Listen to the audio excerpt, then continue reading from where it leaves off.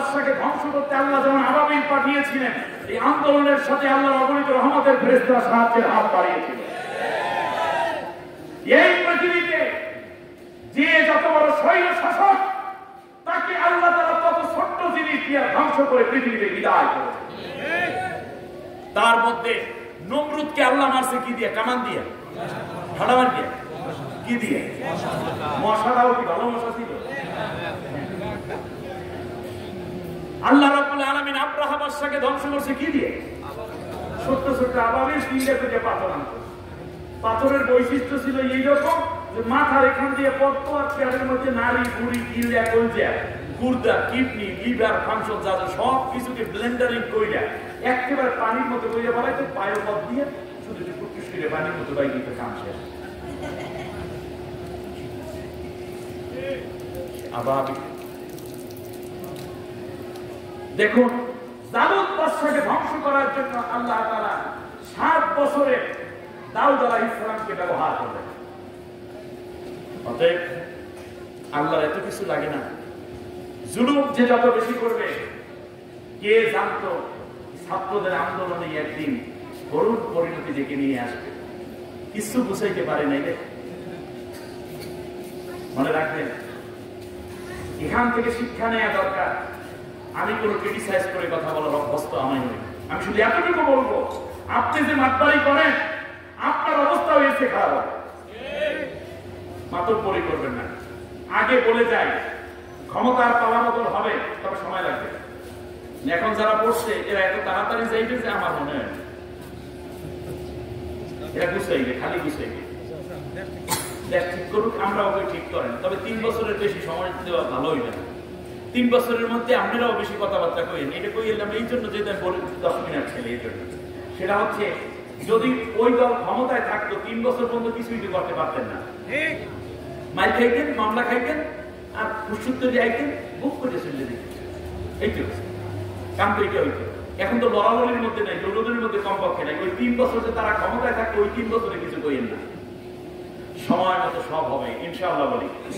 কিন্তু কথা হইলো, বাংলাদেশের দুর্নীতি দিন দিন কমতেছিল না বাড়তেছিল? অবশ্যই বাড়তেছিল। জেনা ব্যভিচার কমতেছিল না বাড়তেছিল? খুন খারাপি দিন দিন কমতেছিল না বাড়তেছিল? সবই তো বাড়ে। কিন্তু আল্লাহ নবী সাল্লাল্লাহু আলাইহি ওয়াসাল্লামের সময় কি এত বেহায়া ছিল? মদ, গাঁজা, ফেন্সিডিল, কোকেন, তারি, মারজুয়ারা, পেথিডিন এগুলো ছিল? ছিল না। বেপরদা কি ছিল? ছিল না। না থাকার কারণ একটাই, আল্লাহ নবী কোরআন দিয়ে দেশ চালাইছে, সব সুস্থ সবল এবং ঠিকঠাক মতো চলমান ছিল। সুবহানাল্লাহ বলেন। অতএব আমরা একেবারে শোষণ দেখেছি ব্রিটিশদের, এবং পাকিস্তানের শাসন দেখেছি, শোষণ দেখেছি, ভাষণ শুনেছি, সোনার বাংলা শুনলাম, রূপসী বাংলা শুনলাম, এরপর রূপার বাংলা শুনলাম, সবুজ বাংলা দেখলাম, শুধুমাত্র কোরআনের বাংলাটা দেখিনি। অথচ রাসূল সাল্লাল্লাহু আলাইহি ওয়াসাল্লাম কোরআনের দেশ গঠন করার জন্য এসেছেন, ঠিক না বলেন? মক্কায় পারে নাই, মদিনায় চলে গেছেন। মদিনায় যাওয়ার পরে তাম দুনিয়ায় ছড়ানো শুরু করছেন। ওমর রাদিয়াল্লাহু তাআলা পর্যন্ত অর্ধেক পৃথিবী ইসলামের আলোকে চলেছে, ঠিক না বলেন? অতএব আল্লাহর কোরআনের আইন এবং এই আইন বাস্তবায়নের জন্য একদম সৎ মানুষ দরকার, যারা শুধু বলবে না, বরং তারা নিজেরাও সৎ, দুর্নীতি করবে না, জনগণের হাজার হাজার কোটি টাকা এক পয়সাও নিজের জন্য মেরে খাবে না। এই ইমানে উত্তীর্ণ একজন লোকও দরকার, একদল, ঠিক না বলেন? অতএব এই সৎ লোক, আল্লাহ ওয়ালা লোক, আল্লাহ ভীরু লোক এবং আল্লাহর কোরআনের শাসন যদি সমাজে আসে, তাহলে আপনি শুধু ঘুমাইবেন আর আল্লাহ বিল্লাহ করবেন, দেখবেন দেশের মধ্যে কোনো অন্যায় থাকবে না। আল্লাহ বলছেন লাফাতাহনা আলাইহিম বারাকাতিন মিনাস সামাই ওয়াল আরদ, তখন আমি আল্লাহ আসমানের যত রহমতের দরজা আর জমিনের যত বরকতের দরজা সব আমি তোমাদের জন্য খুলে দেব। আল্লাহ সুবহানাহু ওয়া তাআলা আমাদেরকে কবুল করুন। সম্মানিত ভাইরা, রাসূল আকরাম সাল্লাল্লাহু তাআলা আলাইহি ওয়াসাল্লাম হঠাৎ করে রবিউল আউয়াল মাসে তিনি বেশি অসুস্থ হয়ে পড়লেন। বিশ্বনবী সাল্লাল্লাহু তাআলা আলাইহি ওয়াসাল্লামের কাছে দেখার জন্য অনেক মানুষ আসছে।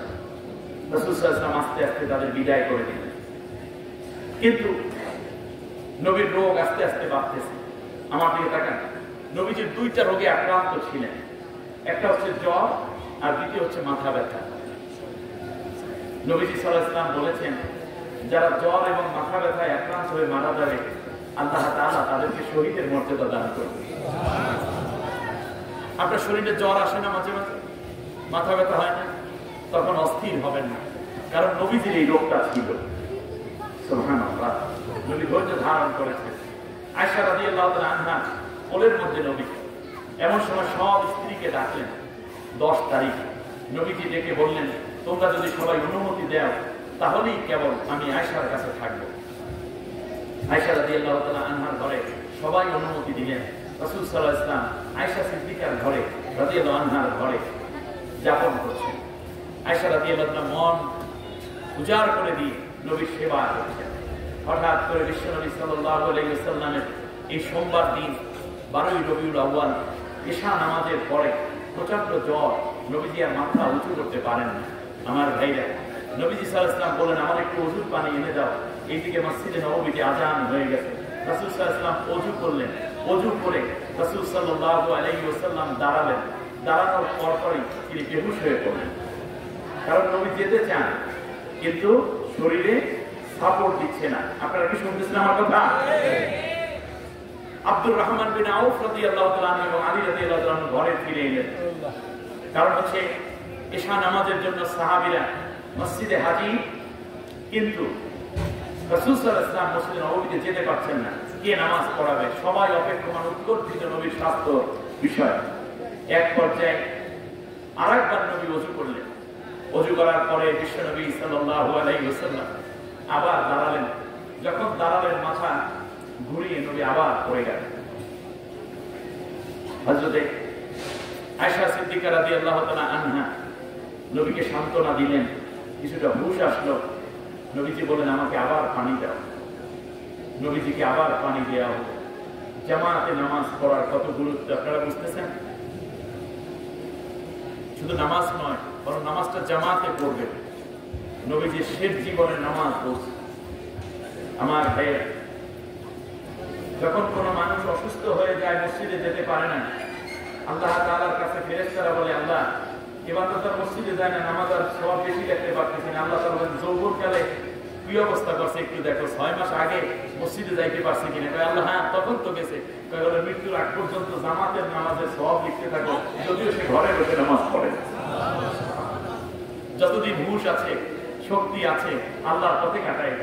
আমার বন্ধুগণ, আব্দুর রহমান বিন আউফ এবং আলী রাদিয়াল্লাহু তাআলা দুইজনের কাঁধে ভর দিয়ে নবীজি যখন যাচ্ছিলেন, তখন তার পা তিনি তুলতে পারতেছিলেন না। টেনে হেসড়ে মানে টেনে টেনে আল্লাহ নবী মসজিদে নববীতে হাজির হয়ে গেলেন। সামনের কাতারে আল্লাহ নবী দাঁড়ালেন এবং আবু বকর রাদিয়াল্লাহু তাআলা আনহুকে বলেন, আবু বকর, তুমি নামাজ পড়ো। সুবহানাল্লাহ। মসজিদে নববীতে সাহাবীরা নামাজের মধ্যে কেঁদে হুবাইয়া কেঁদে কেঁদে হয়রান হয়ে যাচ্ছে। তার কারণ,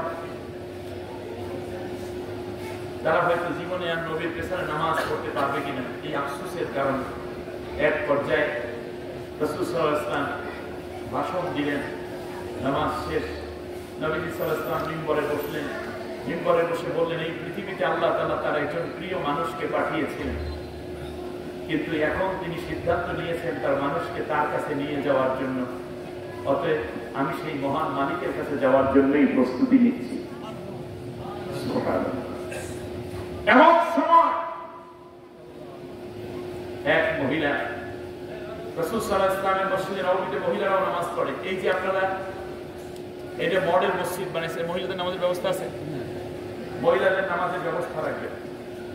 কারণ মহিলারা সিনেমায় যাইতে নিষেধ নেই, হাসপাতালে যাইতে, বাবার বাড়ি বেড়াই যেতে, যেই বাড়ি বেড়াই যেতে, ভাই বাড়ি বেড়াই যেতে নিষেধ নেই। নামাজ শুধু নামাজে মসজিদে আসবে, এইটা নিষেধ করছে একদল মোল্লারা। আসলে বরং মসজিদে আসলে তারা দিনের কিছু কথা শুনতো। যেই মেয়েটা বোরকা পরে আসে না, সেই মেয়েটা পরবর্তী বোরকা পরে আসতো, স্বামীর খেদমত করতো, তারপরে বাবা মায়ের প্রতি গুরুত্ব হতো। আমরা পুরুষেরা শুধু নামাজ শুনে যাই, আজকে মহিলাগুলো নষ্ট হয়ে যাচ্ছে, সমাজ জীবন নষ্ট হয়ে যাচ্ছে। ঠিক না? কমপক্ষে জুমার নামাজে অবশ্যই স্ত্রীকে নিয়ে আসবেন, বড় মেয়ে থাকলে তাকে নিয়ে আসবেন, নাতিন থাকলে তাকে সাথে নিয়ে আসবেন। তাদেরকে মহিলা অঙ্গনে ঢুকিয়ে দিবেন আর আপনি পুরুষ অঙ্গনে ঢুকে পড়বেন। নামাজ শেষ, আবার এই কয়েকজনে মিলে একত্রে আজকে কি কি আলোচনা হয়েছে, ইমাম সাহেব কি কি ওয়াজ করেছেন, এই বিষয়গুলো সুন্দর করে ডিসকাস করতে যাবেন।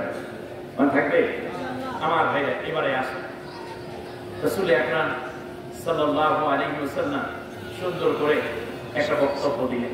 তারপর নবীজি সাল্লাল্লাহু আলাইহি ওয়াসাল্লাম শুনতে পেলেন এক মহিলা, শুনতেছেন আপনারা, এক মহিলা বাবু সালাম থেকে যেই দরজা দিয়ে ঢুকে নবীর রওজার কিনারে যেতে হয়, ওখান থেকে ডাক দিল আইয়ুহান নাবিয়্যু ইয়া রাসূলুল্লাহ ইন্নী জাইয়া, নবী গো আমার খুব ক্ষুধা, আমার কিছু সাহায্য করেন। নবীজি সাল্লাল্লাহু আলাইহি ওয়াসাল্লাম তখন আগে তাকে সাহায্য দিয়ে তারপর বক্তব্য দিয়েছেন। মৃত্যুর আগ পর্যন্ত প্রজাহিতৈষী, জনগণের প্রতি দায়বদ্ধতার জবাবদিহিতায় নবী ছিলেন বড় সচেতন। আমার যতক্ষণ রাসূল সাল্লাল্লাহু আলাইহি ওয়াসাল্লাম শেষ পর্যন্ত আয়েশা সিদ্দিকার ঘরে চলে গেলেন। রাতে আর নবীর ঘুম নাই, প্রচন্ড ব্যথা। আয়েশা সিদ্দিকা রাদিয়াল্লাহু আনহা বলেন, আমি একটা পাত্রে করে, নবী বললেন কিছু পানি নিয়ে আসো। পানি আনা হলো। পানি এনে নবীজি সাল্লাল্লাহু আলাইহি ওয়াসাল্লাম নিজের চেহারার মধ্যে মাখলেন। 3 বার পানি ঘুরিয়ে গেছে, কারণ এত জ্বর ছিল, চেহারায় দেওয়ার সাথে সাথে সেটা শুকিয়ে যায়। পায়ের মধ্যে পানি দিলেন। ফজরের আযান হয়ে গেছে। রাসূল সাল্লাল্লাহু আলাইহি ওয়াসাল্লাম এবার বললেন, আয়েশা জামাতে তো যেতে পারবো না, মসজিদে নববীর দিকে যেই জানালাটা সেটা খুলে দাও। খুলে দেয়া হলো। আবু বকর রাদিয়াল্লাহু তাআলা ইমামতিতে সাহাবীগণ নামাজ পড়তেছেন, নবীর চোখের পানি দরদর করে ঝরছে। আয়েশা জিজ্ঞেস করলেন, নবী কাঁদেন কেন? বলল যে এটা কষ্টের কান্না নয়, এটা আমার আনন্দের কান্না।